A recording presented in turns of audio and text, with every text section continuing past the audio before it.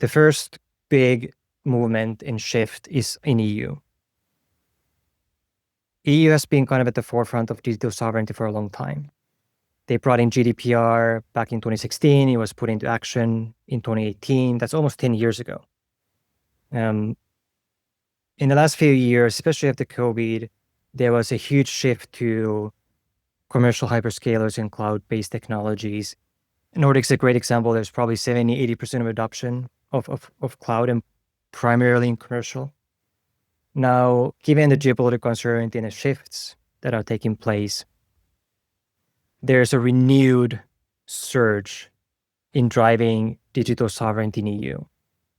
And questions around what does that actually mean in practice? So it doesn't mean breaking or completely removing US-based technologies, but it means deploying with sovereign technologies in place that gives gives the governments, gives the agencies the control of the data with the right security and compliance requirements in place.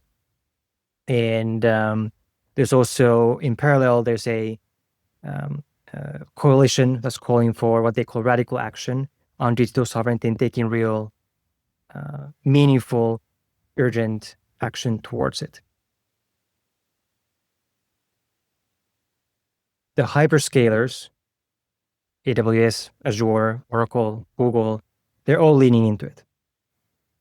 Pretty much, each of them have made major announcements in the past weeks in their commitment and reaffirming EU on their sovereign, digital sovereign commitments to the region. AWS announced their plans to launch European sovereign cloud with billions of investments this year.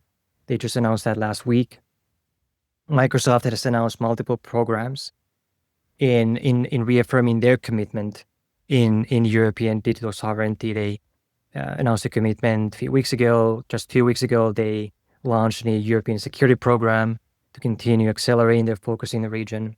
Oracle and their EU sovereign cloud was launched recently. Google is reaffirming their solutions for EU. So this is continuing, each of the major hyperscalers continuing to invest and reaffirm their commitment in EU digital sovereignty.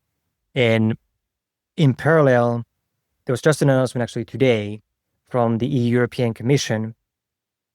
They are facilitating 800 billion euro investment in basically reshaping the defense industries. And big part of that does include hyperscalers, cloud infrastructure, and the adjacent technologies. And what they announced today was